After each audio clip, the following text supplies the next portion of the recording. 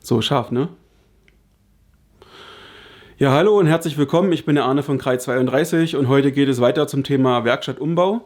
Heute ist das Video dran, wo es um den Bundeswehrschrank geht, den ich mir neulich gekauft habe. Den möchte ich in meine Werkstatt integrieren. Problem an der Sache ist, die Werkstatt ist schon relativ voll. Und das heißt, wenn etwas reinkommt, muss etwas anderes raus. Dazu habe ich mich jetzt entschlossen, meinen Beistelltisch rauszuräumen, inklusive dem Schrank, der drunter ist, weil ihr wisst selber, in Schränken, die irgendwo drunter sind, sammelt sich jede Menge Müll an, den man eigentlich fast nie braucht.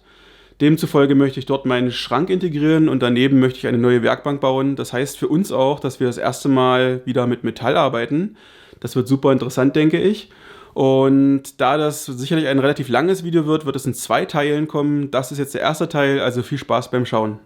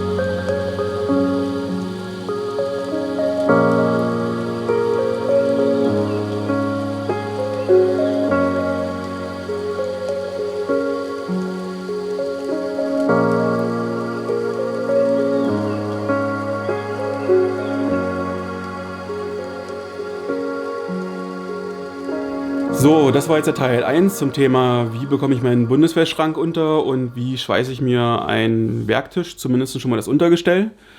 Im Teil 2 wird es dann darum gehen, die Wand weiter zu gestalten und auch diesen Werktisch fertig zu machen. Ich hoffe, euch hat das Video gefallen. Ich würde mich über Kommentare freuen. Lasst mir ein Abo da und wir sehen uns beim nächsten Teil. Viel Spaß!